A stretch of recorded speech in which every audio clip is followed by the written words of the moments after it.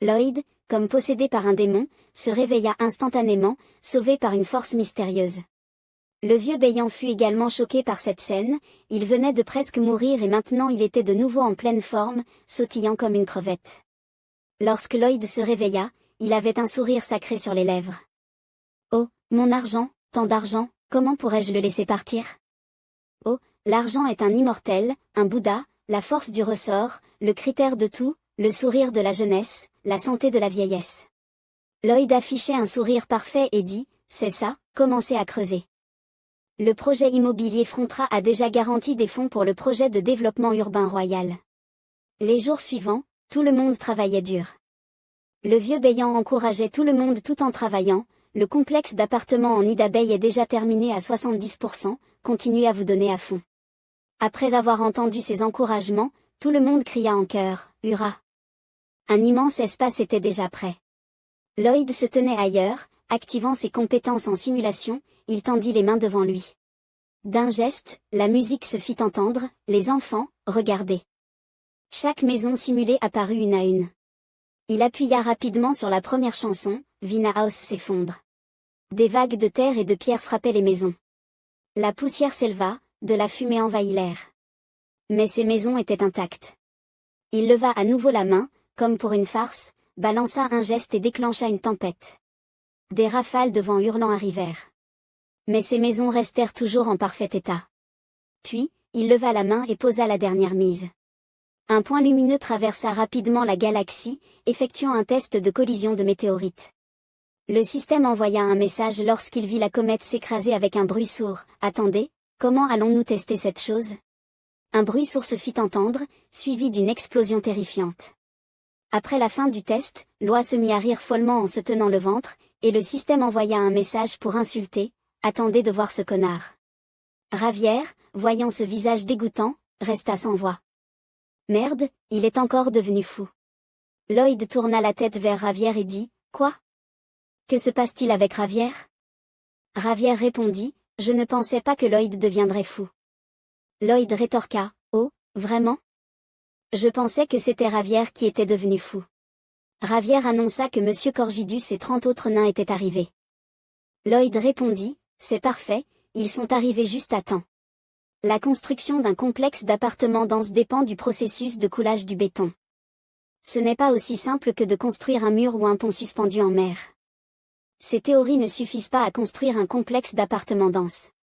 Et c'est exactement ce dont Lloyd a besoin. » Lloyd présenta les plans et dit, « C'est un malaxeur à béton, un équipement nécessaire qui peut mélanger et maintenir la qualité du ciment, empêchant ainsi le ciment de se mélanger avec d'autres composants externes. » En voyant les plans que Lloyd sortait, Corgidus dit, « C'est vraiment impoli, ils ont voyagé si loin et Lloyd ne les a même pas invités à l'aider, il leur donne des ordres à la place. » Lloyd ouvrit une pile de papier et dit, « J'ai plein d'idées pour accueillir Monsieur Corgidus. » Puis ce visage sournois réapparut, souriant avec fierté, et dit, « Lloyd croit qu'il n'y a rien de mieux que de lui laisser d'abord voir ses plans. » En voyant le visage de Lloyd, Corgidus s'énerva, « Merde, comment un visage peut-il être aussi moche ?» Il s'approcha en colère et saisit les plans de Lloyd, disant, « Votre usine est-elle prête ?» Lloyd s'inclina et invita Corgidus à entrer, pensant que ce projet de construction pouvait enfin démarrer. Lloyd et Ravière inséraient des armes dans le sol, et Lloyd cria, « Explosez !» De la lumière scintillait sous le sol, et une attaque explosive se libéra instantanément. Lloyd vit que les infrastructures en ciment préalablement mélangées étaient maintenant terminées. Podong courait furieusement, dans un cercle tournant. Il fournissait l'énergie pour faire fonctionner le malaxeur à béton. Le guerrier ORC serrait les muscles de ses fesses et courbait violemment des barres d'acier. Un autre groupe d'or travaillait ensemble pour préparer les barres d'armature. Les barres de renforcement et le cadre étaient prêts, et le béton pouvait être versé. Lloyd versait le ciment dans le moule tout en disant, « Il ne suffit pas de simplement le verser, il faut vérifier les bords et les barres de renfort, et s'assurer qu'il n'y a pas de gaz à l'intérieur. » Le vieux Béant prenait note des instructions de Lloyd. Pendant le processus de construction, le bâtiment commença à prendre de la hauteur. Lloyd demanda à Bibéum de rejoindre le travail, et Bibéum, comme une immense grue, souleva des tonnes de matériaux vers le site de construction situé en hauteur. Lloyd appela sournoisement Belle pour qu'il reste là et encourage Bibéum, qui se tenait simplement là, souriant et agitant la queue. Après avoir vu cela, Bibéom se sentit flottant, plus heureux qu'un pangolin traversant une forêt. Quelques jours plus tard, Lloyd et le vieux Béant se rendirent sur le chantier pour une inspection. Lloyd demanda au vieux Béant, « Peux-tu prendre en charge ce travail maintenant ?» Le vieux Béant répondit, « Pas de problème. » En observant le chantier, Lloyd réfléchit, « Maintenant que tout le monde est habitué au travail, as-tu d'autres problèmes à gérer, comme résoudre les problèmes d'isolation interne et les équipements thermiques ?» Le système de chauffage de l'immeuble en nid d'abeille fonctionne en utilisant du charbon. L'eau est chauffée jusqu'à ébullition, puis la vapeur se propage à travers les tuyaux dans tout l'immeuble. La vapeur circule dans toutes les directions à travers les tuyaux, se connectant au radiateur de chaque chambre et chauffant les pièces. Mais le problème est que, à mesure que les tuyaux montent, le système perd de la chaleur. Le dernier étage, le 8e étage, ne reçoit presque aucune chaleur. Lloyd a essayé de nombreuses méthodes de réparation simulées, mais sans succès. Il n'a pas dormi de la nuit, apprenant. Peut-il créer un meilleur système d'isolation? Ce qui est mentionné dans le roman est-il un indice utile? Lloyd se creusait la tête pour trouver une solution, mais il était dans une impasse. Soudain, il aperçut quelque chose. Il vit quelques lignes d'écriture griffonnées. Il sourit en pensant, c'est la réponse. C'était le chapitre où Ravière affrontait le dragon de feu, un immense dragon rugissant. Pauvres mortels, humains inutiles, civils fragiles. Les dragons, une race qui ne connaît rien d'autre que l'humanité. Pourtant, peu importe combien le chevalier est brillant, il ne pourra jamais vaincre un dragon. Mais Ravière se tenait devant le souffle du dragon de feu. Il fut englouti par les flammes rugissantes. Mais dans ses yeux brillait une détermination inébranlable. Cela parce que Ravière portait une armure faite de résine d'arbre Elancia, le meilleur matériau isolant du monde. Lloyd emmena Ravière dans un autre endroit. Ravière demanda à Lloyd, « Nous marchons depuis 2 jours, où comptes-tu trouver le matériau isolant ?» Lloyd lui dit que c'était la forêt d'Everglow, où vivent les elfes. Il allait obtenir de la résine d'arbre Elancia là-bas. Après avoir entendu cela, Ravière ne voulut plus réfléchir et tenta de tourner les talons. Lloyd l'appela et lui demanda où il allait. Ravière se tourna et dit, « Lloyd ne sait-il pas que les elfes détestent profondément les humains? Ce sont une race avec laquelle nous ne pouvons pas négocier. » Lloyd resta un moment silencieux, pensant qu'il était surprenant que Ravière soit devenu ami avec eux dans le roman et ait obtenu l'armure. Lloyd répondit, « D'accord, dans ce cas, retourne chez toi, je partirai seul, cher chevalier garde. » Finalement, Ravière dut suivre Lloyd, résigné. En marchant, il dit, « Cela fait 500 ans que personne n'a pu communiquer avec eux, comment Lloyd compte-t-il les convaincre ?» En entendant les paroles de Ravière, Lloyd se retourna et dit, « Les convaincre ?» Ravière répondit, « Exactement. » Lloyd sourit et dit, « Ravière est-il stupide? Nous ne comptons même pas négocier. » Cela laissa Ravière encore plus confus, se demandant pourquoi il n'y aurait pas de négociation, échanger pour quoi faire? Un visage sournois et un sourire lubrique apparurent, riant en disant, « Nous allons le prendre. » Ravière fronça les sourcils en voyant cette expression et pensa, « Merde, pourquoi je veux abandonner et ne plus être le garde de cet idiot ?» Les deux marchèrent lentement dans les montagnes couvertes de neige et de glace. Après un certain temps, ils arrivèrent dans un autre endroit. Ici, la végétation était luxuriante, les fleurs brillaient, le paysage ressemblait à un paradis, contrairement à l'extérieur qui était sec, mort et froid. Dès que Ravière entra, il posa sa main sur son épée, observant prudemment et restant sur ses gardes. Ils commencèrent à marcher sur un chemin bordé de fleurs multicolores. Ravière n'avait pas retiré sa main de la garde de son épée depuis son entrée, il était encore plus vigilant. Lloyd inclina la tête et rappela, « Après quelques pas, nous entrerons dans la forêt éternelle. J'ai entendu dire que les fées étaient naturellement liées à cette forêt. Alors, essayons de rester silencieux. » À peine il eut fini de parler que Ravière éternua. Puis il éternua encore. Après avoir éternué, il se frotta le nez avec sa main. Lloyd tourna la tête et demanda à Ravière ce qu'il faisait. Ravière répondit, « Lloyd n'a-t-il pas vu que j'ai éternué? Vraiment stupide. » Lloyd savait qu'il avait éternué, mais Ravière n'avait pas besoin d'en faire autant. Ravière ajouta, « Oh non, Lloyd a sûrement mal compris. C'est parce qu'il est tellement beau que tout ce qu'il fait semble cool. » C'est une sensation que Lloyd ne pourra jamais comprendre de sa vie. Lloyd, en entendant cela, fit une grimace, « C'est vraiment trop direct, peut-on éviter de me jeter de la boue au visage? Même si je suis moche, ma structure est belle. » Le système éclata de rire et envoya un message, dommages émotionnels plus 99. Lloyd ordonna immédiatement au système de se taire, mais ça ne fonctionna pas, le système continua à envoyer des messages en fou rire. Lloyd était furieux et menaça de le tuer s'il riait encore. Lloyd gronda entre ses dents en qualifiant Ravière de maître épéiste, incapable de contrôler même un éternuement. Ravière répondit que certains phénomènes physiologiques étaient incontrôlables. Lloyd, furieux, demanda, « Alors, Ravière, tu ne peux même pas éviter de péter ?» Ravière rétorqua, « Lloyd, oses-tu faire des choses qui te causent de la constipation ?» Lloyd ne lâcha pas prise et continua à demander. « Même un maître épéiste ne peut-il pas retenir un éternuement ? Putain, de quoi ne peux-tu pas te retenir, tiens-toi à ça, après ça, tu auras sûrement un blocage intestinal. » Ravière, voyant la ténacité de Lloyd, leva la main et sourit de manière charmante, comme une jeune fille non mariée. Cela mit encore plus en colère Lloyd, qui ne put s'empêcher de demander bruyamment ce que Ravière trouvait si drôle.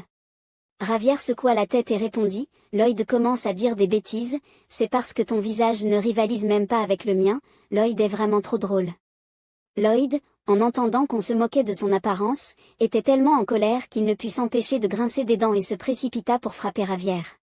Une série de coups de poing tomba comme des gouttes de pluie sur Ravière, mais ce dernier les bloqua tous d'une seule main. Après avoir frappé un moment, épuisé comme un chien, Lloyd cria furieusement, « Souviens-toi de contrôler les éternuements de Ravière, reste silencieux. » En entendant Lloyd crier, Ravière leva la main pour faire signe de se taire, leur demandant de rester calme. Lloyd se retourna en colère et dit, « L'arbre élancia est quelque part dans cette forêt. » Mais soudain, une pluie de flèches apparut devant eux, les arcs déjà tendus, les flèches pointées sur les deux. Lloyd demanda paniqué, « Comment savent-ils que nous sommes ici ?» Une fée cria, « Depuis que vous êtes entrés dans la forêt, vous n'arrêtez pas de faire du bruit, c'est pour ça que nous vous avons repéré, idiot. » Ravière, avec un regard sérieux, dit, « Ça ne va pas. » Mais Lloyd répondit froidement, « Non, nous avons juste accéléré l'avancement du plan. » La fée cria encore, « Si vous n'êtes pas de retour dans 3 heures, je tirerai. » Après avoir dit cela, le chronomètre sonna et les flèches fusèrent. Ravière sauta en l'air, montrant la grande puissance du maître épéiste. Il brandit son épée comme un éclair, coupant rapidement les flèches qui fonçaient sur eux. Aucune flèche ne pouvait menacer les deux. La fille fée, voyant la puissance de Ravière, sortit précipitamment plus de flèches, pensant que c'était un maître épéiste.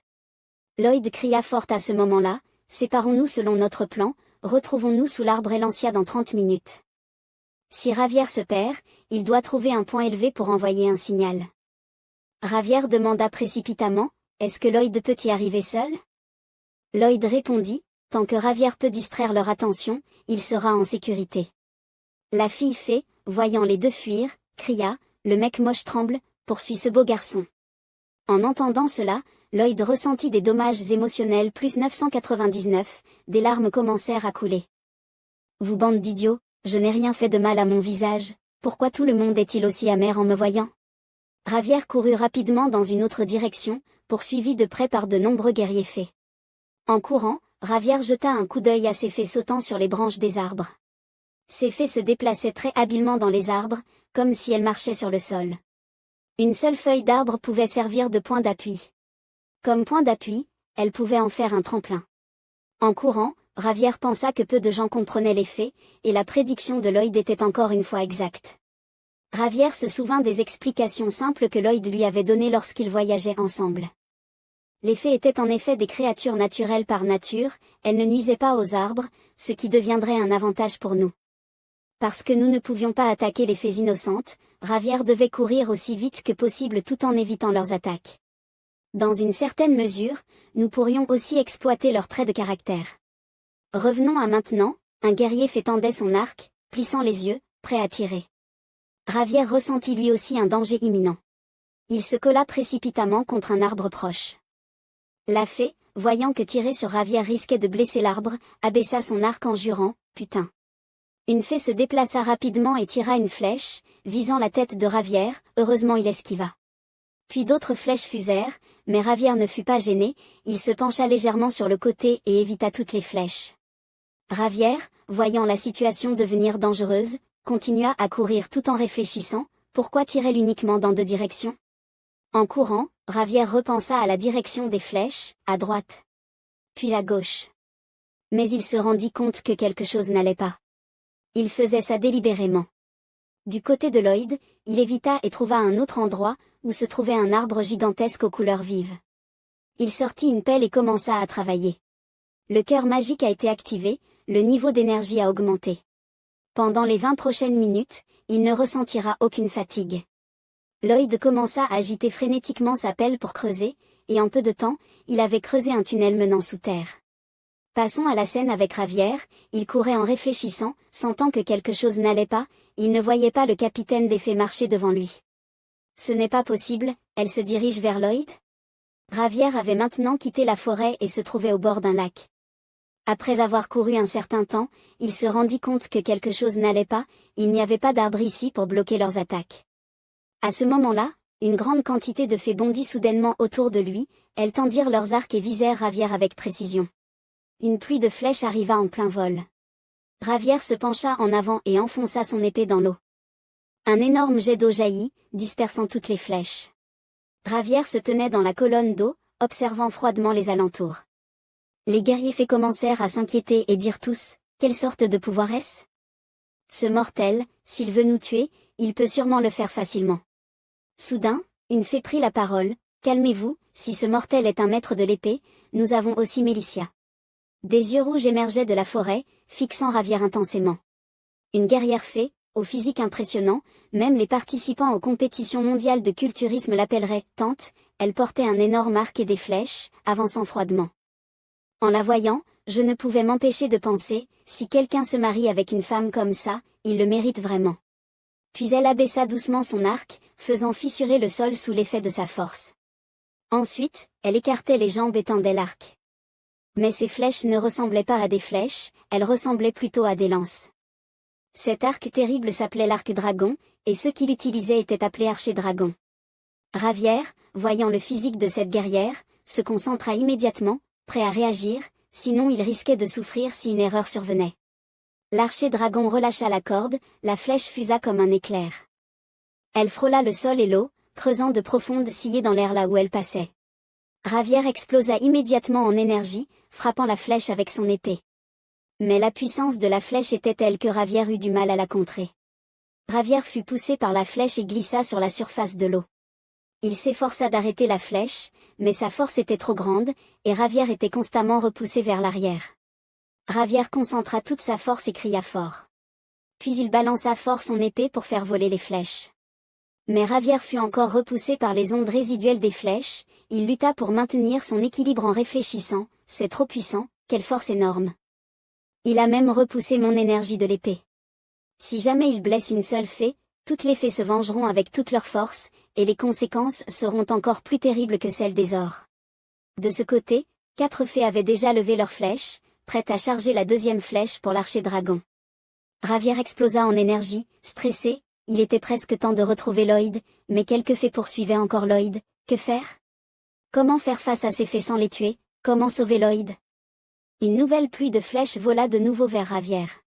Mais Ravière sentit un danger mortel venir d'une autre direction. L'archer-dragon avait tendu son arc à fond, la deuxième flèche visait Ravière. Il saisit son épée, libéra sa force et cria. Puis il balança son épée et trancha une salve de flèches. Il balança à nouveau son épée et trancha une autre salve de flèches. L'archer-dragon relâcha la corde, et la deuxième flèche s'envola. Ravière cria. Puis il trancha violemment la surface de l'eau avec son épée. Un éclat lumineux enveloppa la première flèche qui s'éleva dans les airs. Ravière la leva immédiatement, puis se tourna. Il balança brutalement son épée et lança la flèche dans les airs, tranchant l'air. Les 2 flèches se percutèrent à une vitesse extrême, produisant un bruit d'explosion assourdissant, suivi d'une onde de choc qui se propagea à partir du point de collision. Changement de scène, de l'autre côté, une épée coupa doucement une racine d'arbre violette.